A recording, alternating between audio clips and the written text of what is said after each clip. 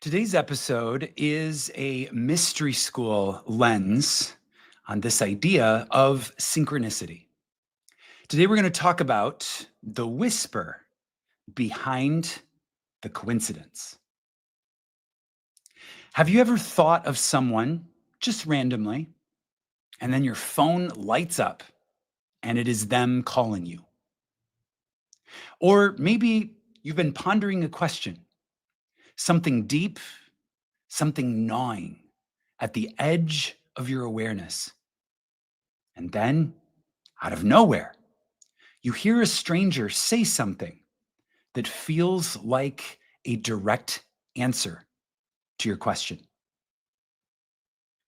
Or maybe you happen to glance at the clock, and there it is again, 11:11, 2:22, or 5:55. At first, these events can almost be funny, or maybe even cute. But then it starts happening more often. Patterns, echoes, little winks from the universe that seem too precise to be random. So you pause and you wonder, is something trying to get my attention? Here's what I want to offer you today. What if synchronicity isn't something happening to you? What if synchronicity is something happening through you?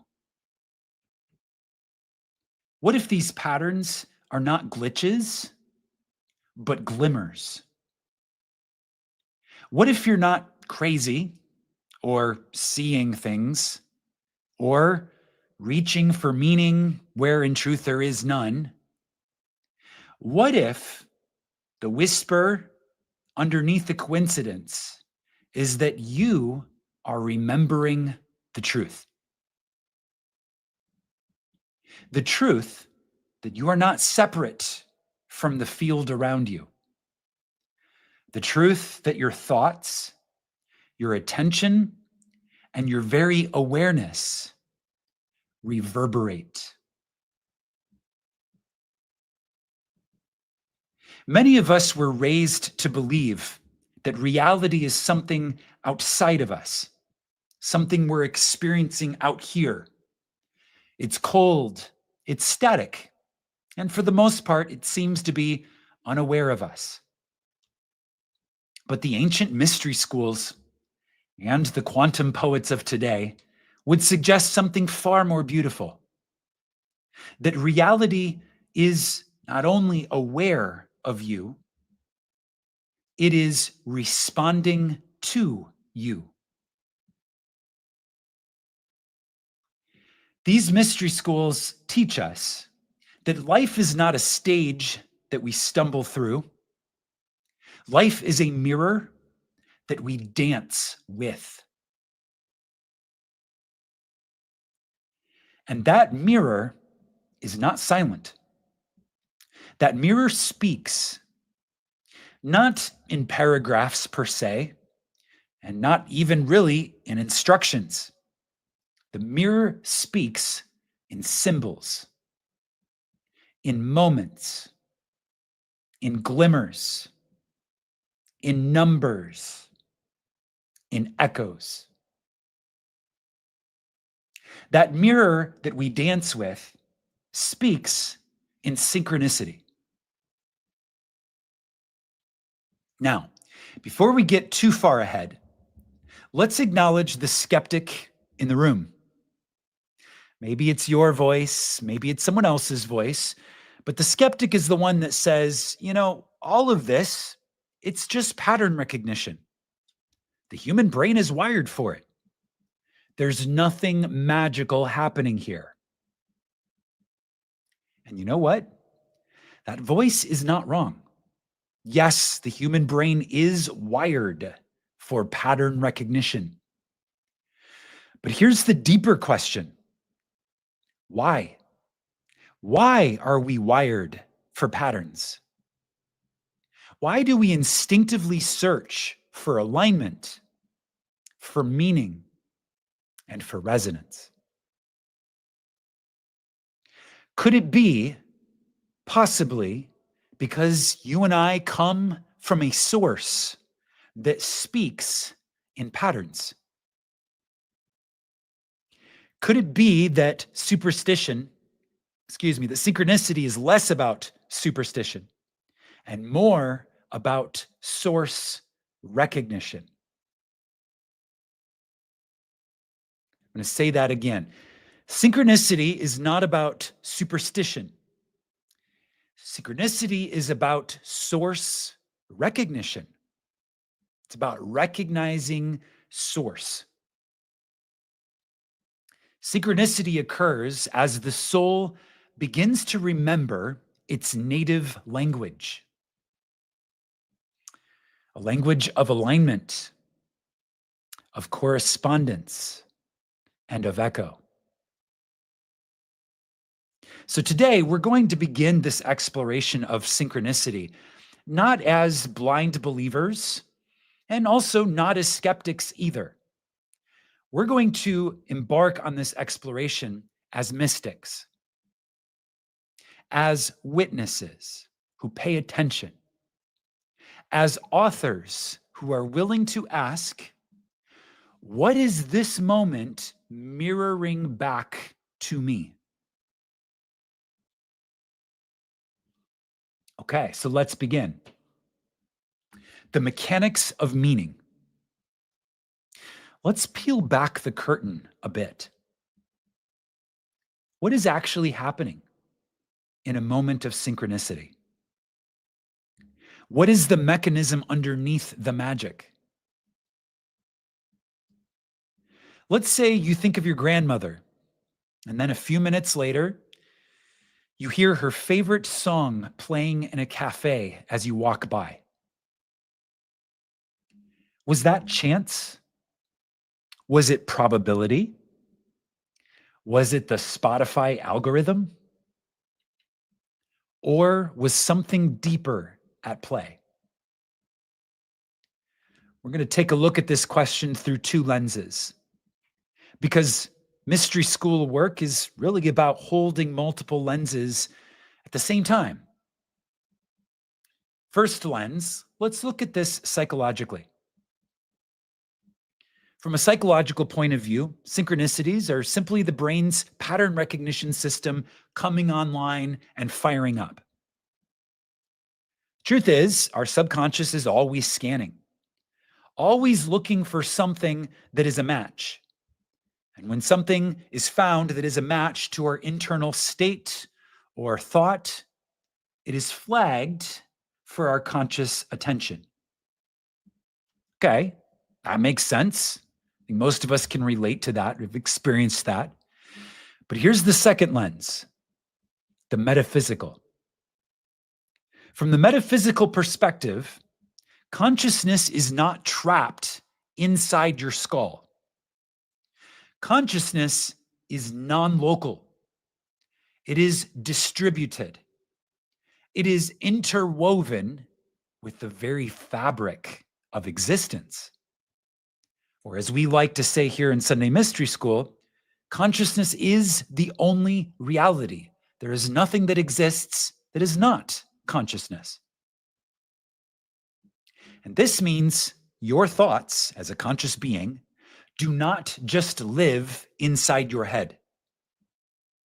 They ripple into the field. And naturally, the field responds. In this metaphysical lens, your thoughts act like tuning forks. When they vibrate, the field sends back harmonics, which are echoes and resonances to the signal that is emanating from you. And these echoes are what we call synchronicities. Now, here's where it gets just a little wild. The more present and coherent you are internally, the more frequent and precise the synchronicities become. Why? Why is that the case? Well, because clarity creates signal. Clarity creates signal. And the clearer your signal, the clearer reality mirrors back to you your signal. And that is why when you are in deep alignment, synchronicity becomes the norm. It's like the universe starts winking at you every 5 minutes. You think, you feel, and life answers back immediately. And that's when we begin to realize that synchronicity isn't random at all. It is responsive. It is relational. Synchronicity is the field saying, yes, I hear you. Yes, I see you. Keep going. Let me offer a metaphor. Imagine reality as a vast, intelligent ocean. Most people are bobbing on the surface, reacting to the waves. But when you become still enough to hear the current, you begin to move with the tide. And when you do, dolphins appear. A message in a bottle washes up. A song plays at the exact moment you needed to hear it. Is this the ocean rewarding you? No. It is the ocean recognizing you, responding to your coherence, to your presence, to your remembering. So let's bring this home for a moment. I'm going to invite you to pause with me. And if it's safe to do so, I'm going to invite you to close your eyes. Now ask yourself, what was the last synchronicity I noticed? What was the last synchronicity I noticed?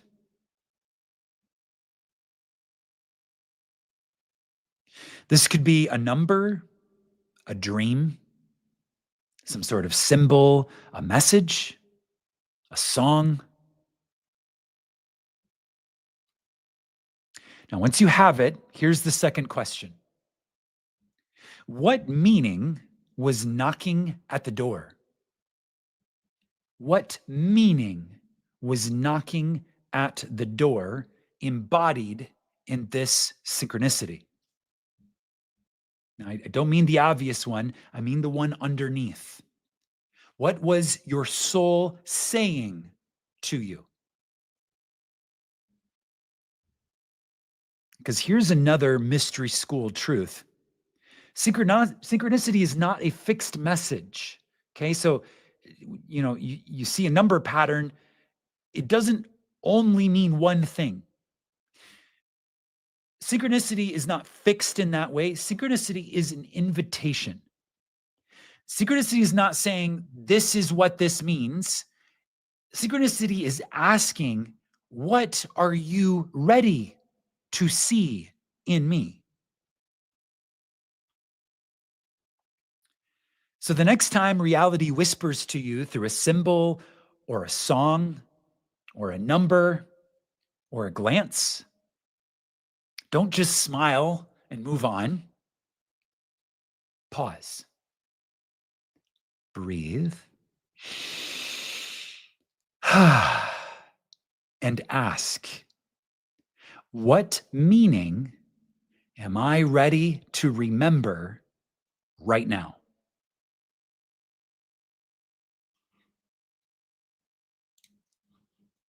All right, let's keep going. Let's talk about the language of the field. Let's talk about how synchronicity speaks. Because yes, synchronicity is a response to you as the signal, but synchronicity has its own language. And just like any language, it has a vocabulary, syntax, and tone. But here's the twist: it speaks in symbols, not sentences. It speaks in dreams, not grammar. Synchronicity doesn't, knock on your window and say, turn left here and apply for the job. Instead, it's more likely to show you a white feather on your dashboard. Or maybe a friend mentions a city out of nowhere, or you keep seeing the word begin everywhere you go. This is language of the soul. It bypasses your logic and it goes straight to the heart. Because the purpose of synchronicity is not to try to convince your mind of anything. Synchronicity is trying to resonate with your deeper knowing. You, or perhaps people you know, have probably said, I keep seeing 1111 or 222 or 777 or a certain type of hawk or a specific name or a certain color. I keep hearing the same song in vastly different places. The mistake we sometimes make is we end up rushing to Google for answers. What does 444 mean? Angel numbers.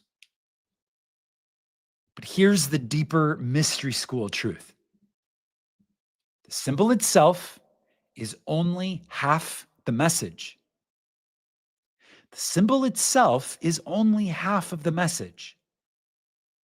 You are the other half. Synchronicity is not the field delivering a fixed fortune cookie.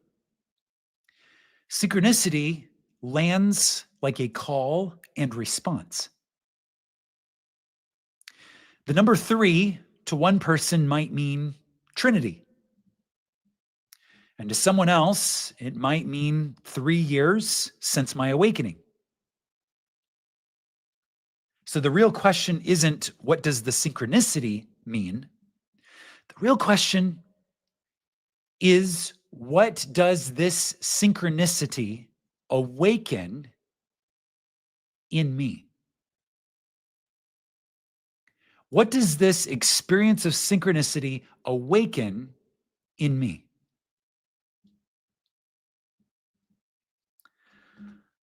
Allow me to offer a little story. Last month, I kept seeing images of keys.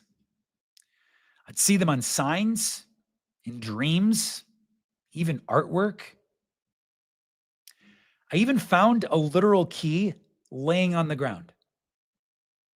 And at first, I just brushed it off. It was like, I don't know what this means. Kind of feels like a coincidence. Let me just, I noticed it, but I also kind of ignored it. But after the 4th or 5th time, I was like, okay, wait a second. There's something going on here. I'm suddenly in resonance with keys. What's going on? So I paused and I asked this kind of novel question. I said, okay, what part of me needs a key? What part of me needs a key? Another way of saying this is, what part of me feels locked up right now to where I would need a key that the universe is trying to give me? And that's when I realized I had been holding something back in my work. A truth, a story, a chapter that I was at the time just a little bit afraid or hesitant to open. And I kind of locked up this part of my possibility. And so these keys, that started manifesting all around me, they weren't about the object themselves. They were about the idea of permission. In essence, the field was asking me, Are you ready to unlock this part of yourself? And honestly, at the time when I finally paused and asked the question, that was also the time I was ready to actively embrace the answer. And the answer was yes, I am ready to unlock this part of myself. And that's when everything shifted. So let me ask you something right now in this moment. You can even share in the chat or the comments if you're watching the replay. What symbol or pattern has been following you? What is it that keeps showing up? Don't overthink it, just let it come. What's the first thing you think of? What keeps following you? Is it a number, an animal, a song lyric? I see in the chat 1111, 1212. Yes. Close your eyes, let it surface. Got it? Okay. Now ask yourself, what is this inviting me to see?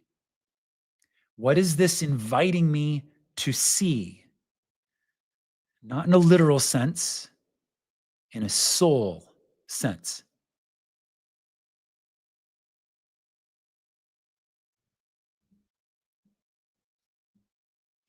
Because that's really how the field speaks.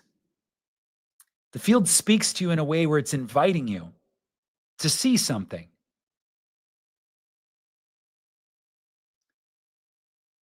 The soul, the field, speaks in your native tongue of intuition, metaphor, and memory.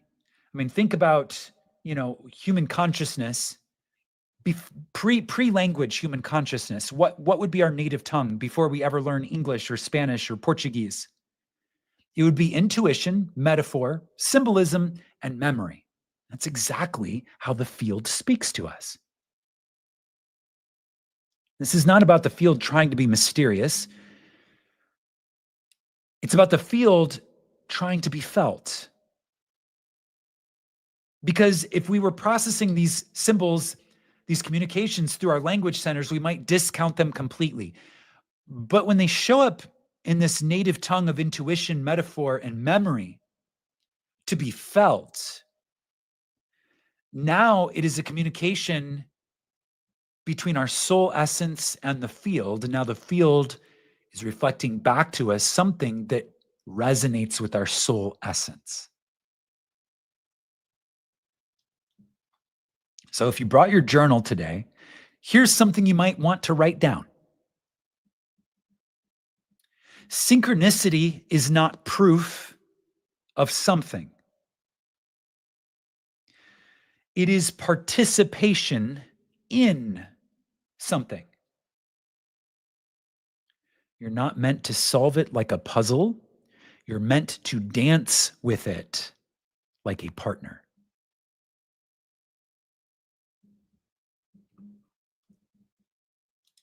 So the next time a symbol shows up, whether it be a number, a feather, a name, a song, don't dismiss it and don't get lost in decoding. Okay, it's not about rushing to Google to get someone else's understanding of what a symbol means. Instead, just breathe, pause, smile, and say, I see you. I remember. Let's keep going.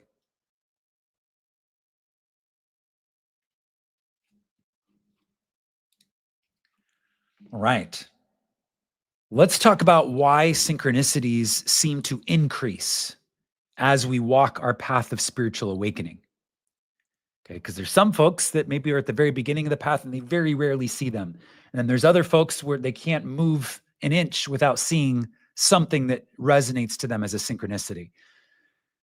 Have you ever noticed that the more spiritually awake you become, the weirder reality seems to get?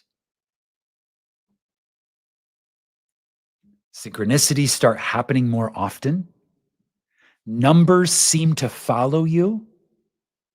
You think of someone and they're instantly in your phone. DM, text, call. You speak something out loud and then you turn the corner and there it is on a billboard.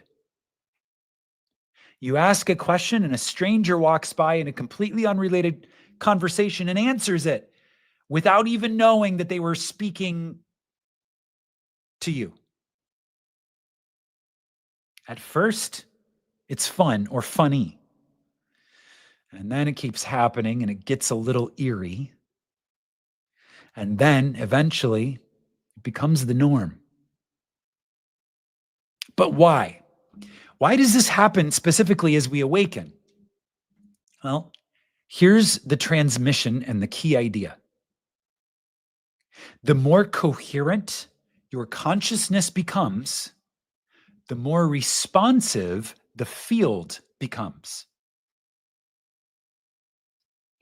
Let's break this open. Okay, so let's explain why this is the case. When you're living in inner conflict, you're saying one thing, but you're doing something else. You're believing a third thing.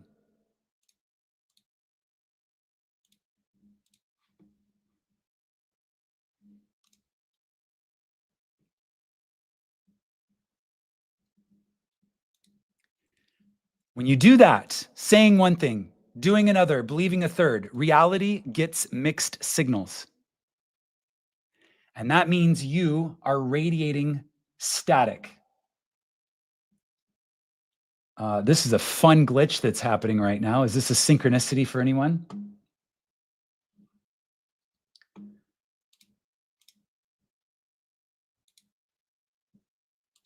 Okay. When you start aligning your thoughts, your emotions, and your actions, when your heart and mind begin to speak the same language, when you walk the path that feels like it is indeed your path, that is when you become broadcastable. Meaning your signal strengthens, it becomes radiant, it becomes coherent, the amplitude grows, and reality tunes in.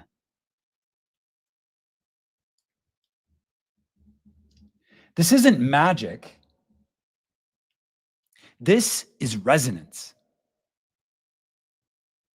The longer you are fighting against the field, the more static you will create in your broadcast.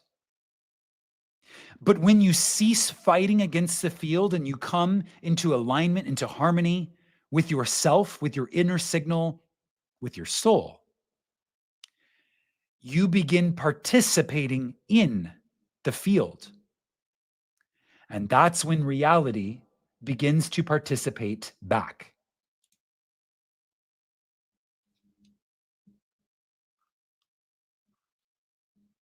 So this is when reality begins to meet you halfway. But that's not all. There is a deeper layer to this, and it's one of the core teachings in mystery school work.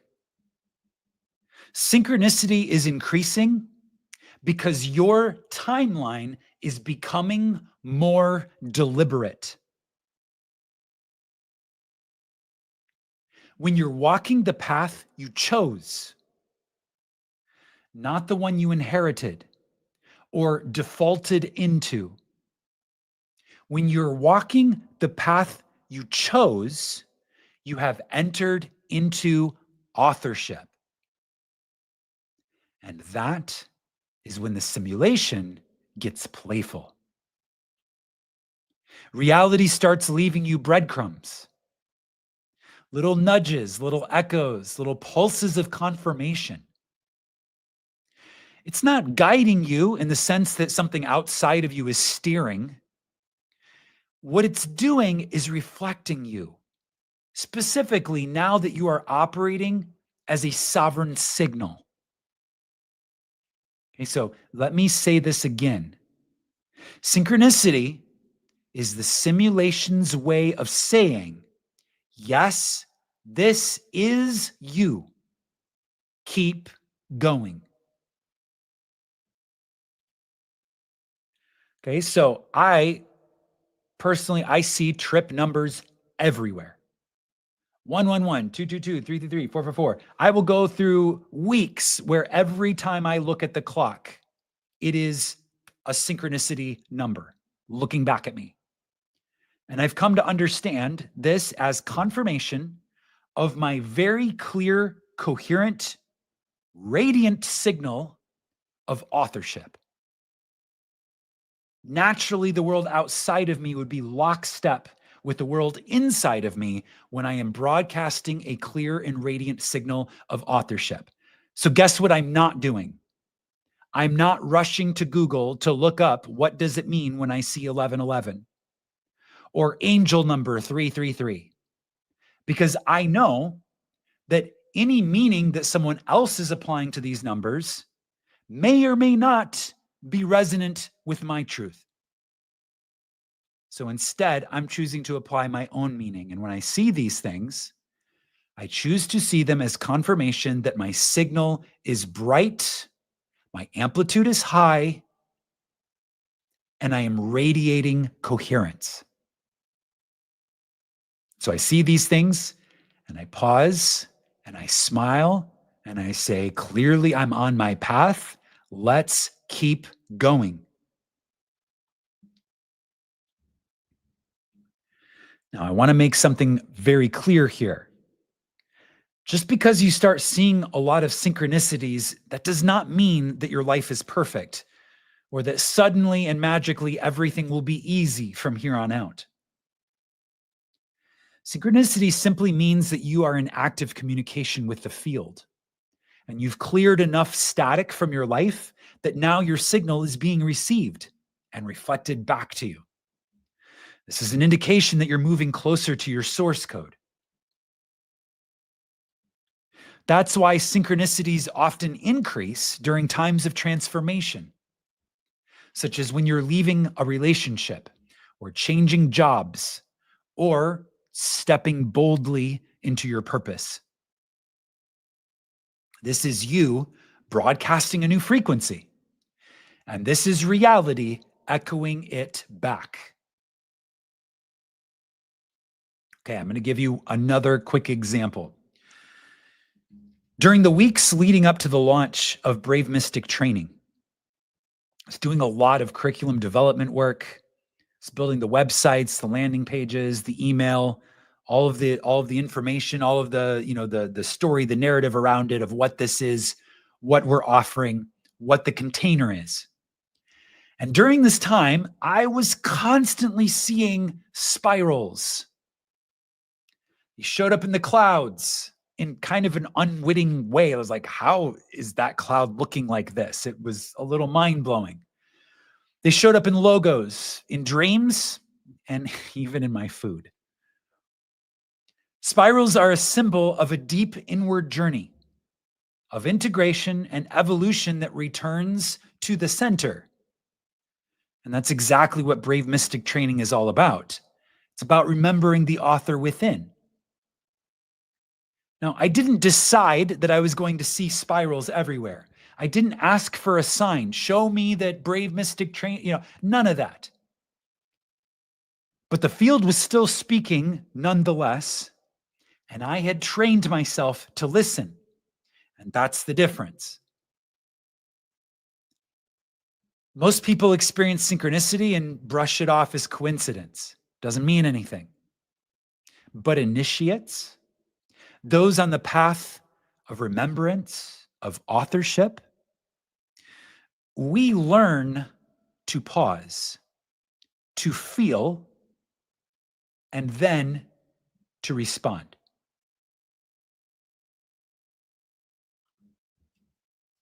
Okay, so I have a question for you. What if synchronicity is not a sign that you are lucky?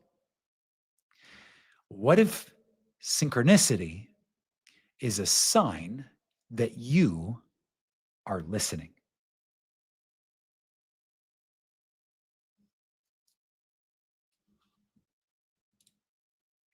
Okay, let's talk about the science and soul of pattern. There's something that often gets overlooked in spiritual conversations: pattern recognition. Pattern recognition. It's easy to assume that synchronicities are purely spiritual. Angel numbers, soul signals, universal winks. And yes, synchronicities are and can be that. But a synchronicity is also something else. Synchronicity occurs at the intersection of consciousness and cognition. In other words, your brain is playing a role in your ability to notice synchronicity. Because human brains are wired to detect patterns.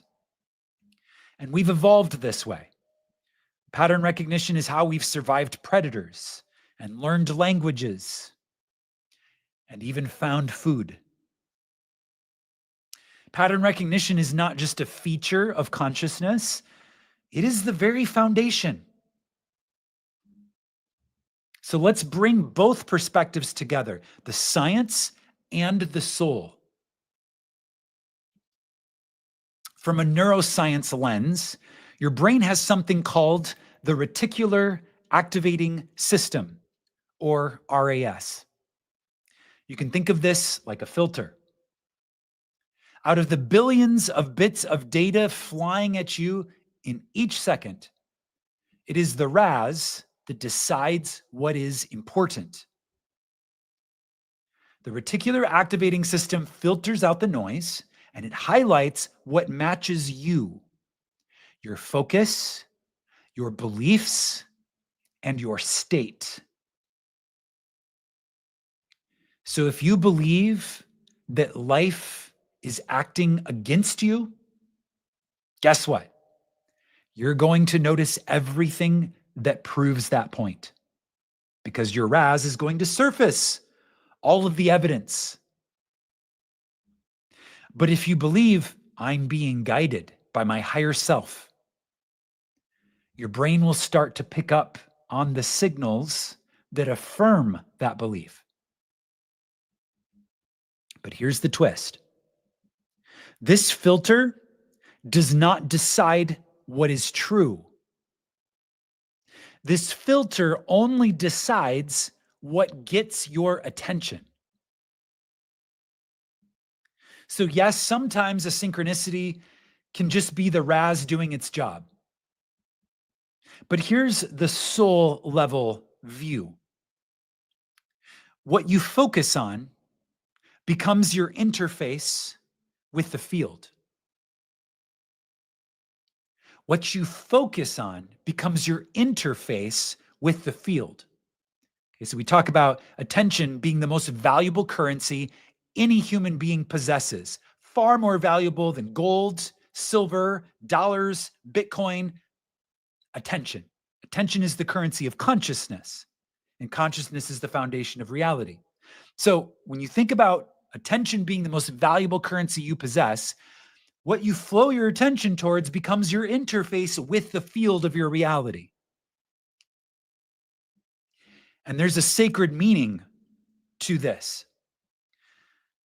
This means you don't just perceive reality, you actually participate in how reality arranges itself. Not just an observer, a participant. So let me offer a metaphor.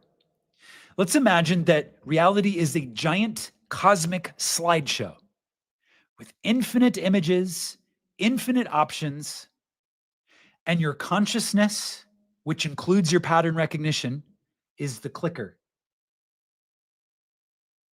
When you shift your beliefs, your emotional tone, and your story, you start selecting different slides. You tune into a different stream of meaning. Here's the beautiful mystery. That meaning that you're now focusing on, that you're now investing in with the most valuable currency you have, your attention, that meaning starts to echo back from the field. It's almost like reality is saying, oh, you want to play this game now? Great. Here's the matching pieces. And this is why two people can walk through the same day, and one will see only chaos, and the other will see miracles. The same outer world filtered through a different inner lens. And that brings us to a powerful realization. Meaning is not just discovered, it is created. You are the interpreter of the symbols. That's you in your role of assigning meaning. And you are also the one who assigns any significance to the symbols. When you do that consciously, with reverence and with authorship, now you are unlocking the potential of the field. And you are activating what mystery schools call the second sight.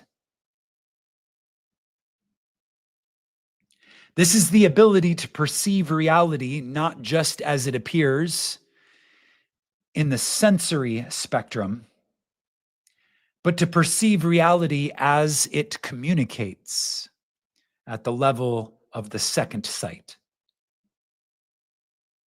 Okay, so let's bring this home.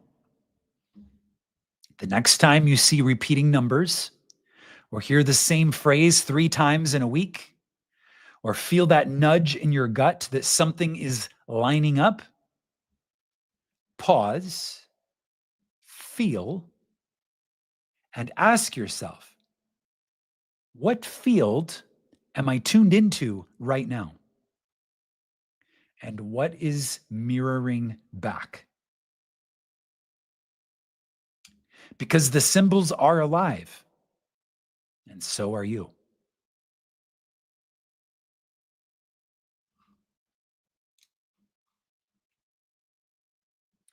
Okay, we're going to stretch a little further, and then we're going to bring this in for landing with an activation exercise.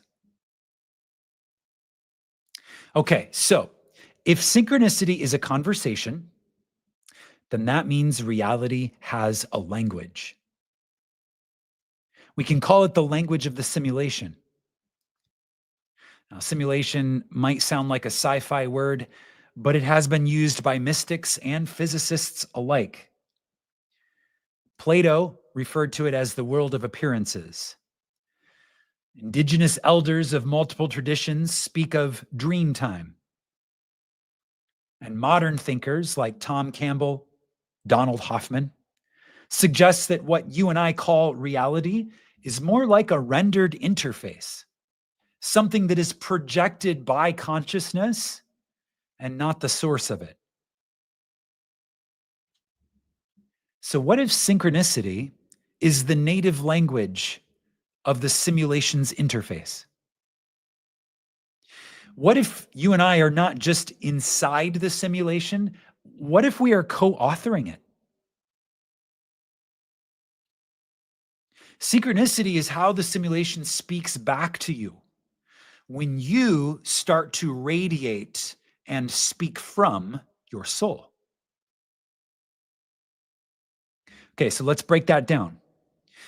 You think a thought, you feel an emotion, and you hold a belief. Okay, that's you sending out a signal. And that signal has a frequency. And the simulation, which is this conscious field of reflected intelligence, is listening to that frequency. It's listening, and then it responds like an echo. And it gives you back symbols, timing, and echoes. Not just to affirm you, but really to actively co-create with you. Again, it's a dance, right? You're dancing with reality like a partner. You're not here to control the simulation. You're here to dance with it. And here's what that dance can look like. A couple examples, all right? You start exploring a new idea, and suddenly it shows up in books, in podcasts, in conversations. sure all of us can relate to that. You start thinking about something, a new idea, and all of a sudden it starts getting reflected back to you in media.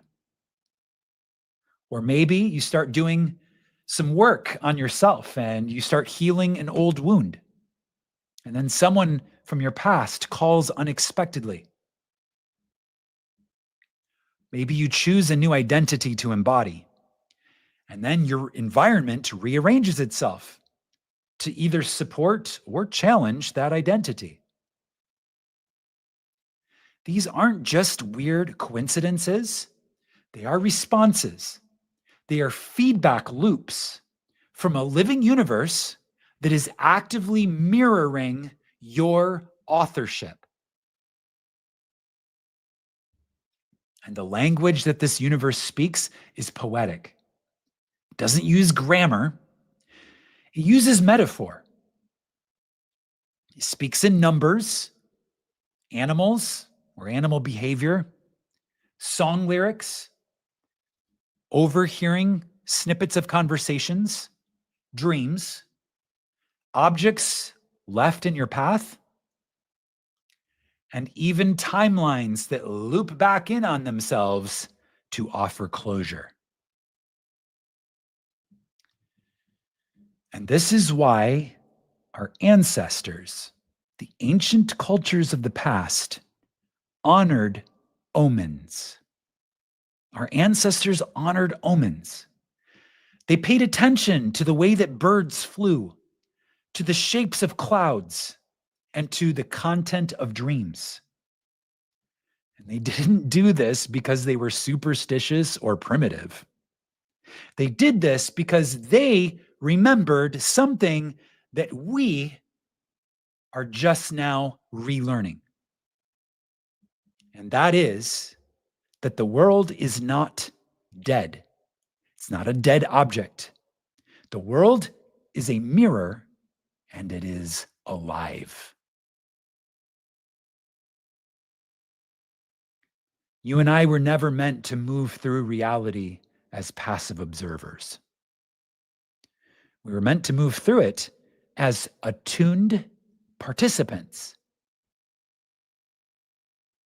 So when you feel that tingle, when a pattern shows up again and you notice it, when reality gets strange and oddly specific, instead of brushing it off, ask, what is being shown to me right now? What is reality trying to tell me about me? Because when you start treating synchronicity like a conversation, that's when the conversation deepens and the symbols get clearer and the field responds faster and your life starts to feel less like a maze and more like a myth.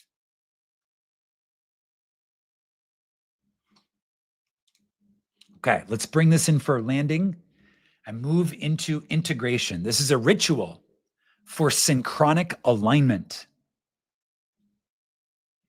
Okay, so we're going to move from theory into activation.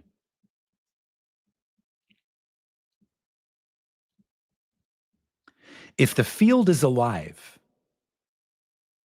if reality is a mirror, then let's offer it a signal worth reflecting.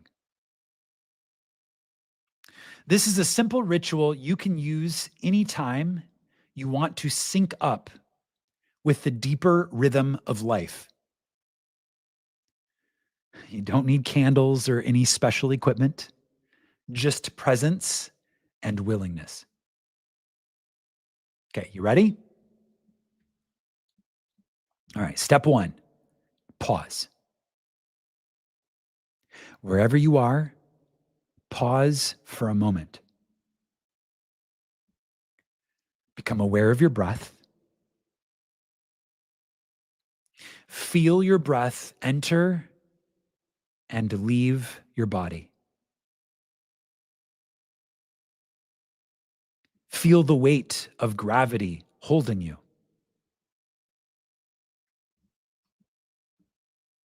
This grounds your field. It centers you in the now, which is the only place synchronicity can occur.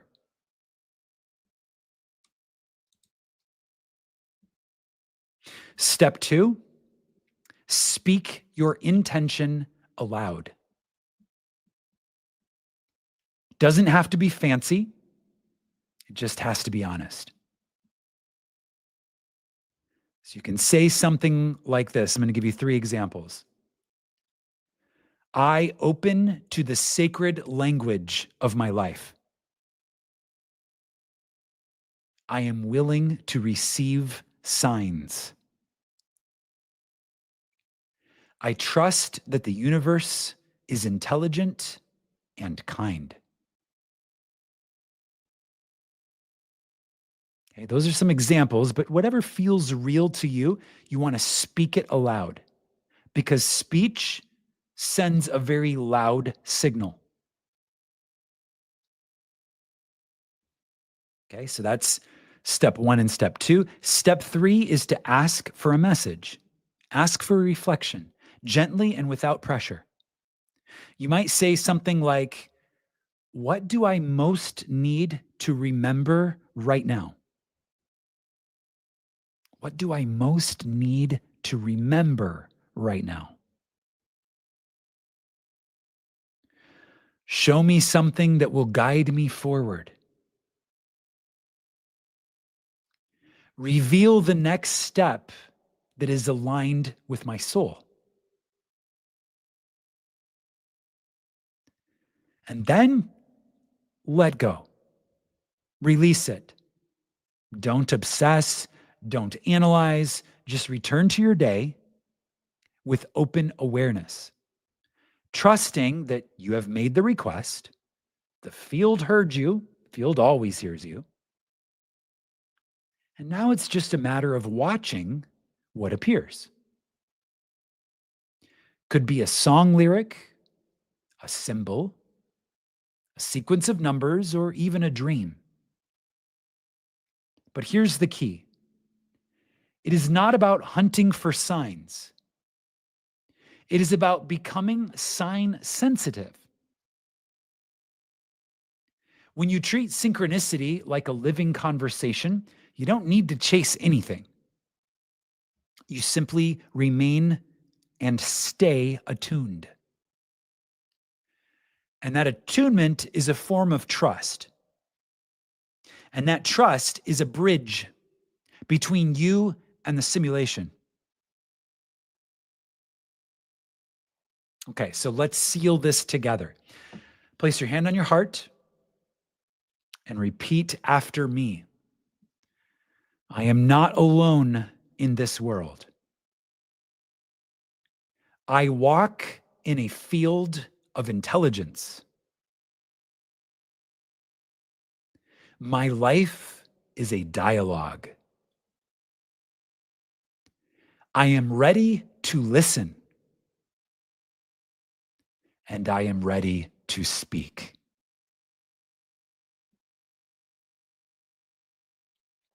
I'm going to say that one more time. I'm going to read that affirmation one more time. I am not alone in this world. I walk in a field of intelligence. My life is a dialogue. I am ready to listen, and I am ready to speak. Let that settle. Let it echo. And here's our final thought for today. You are the tuning fork. You are the author. You are the one the signs have been pointing to all along. Let's close with one more breath together.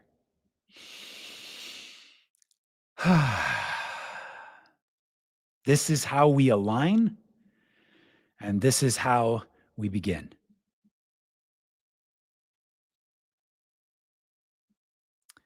If you are a member of the channel Mastermind, go ahead and hop into the Zoom room. We're going to continue with our Mystery School Mastermind call. And for those of you on YouTube, either live or watching the replay, thank you so much for being here. Imagine wisely, my friends, and I will see you all in the next.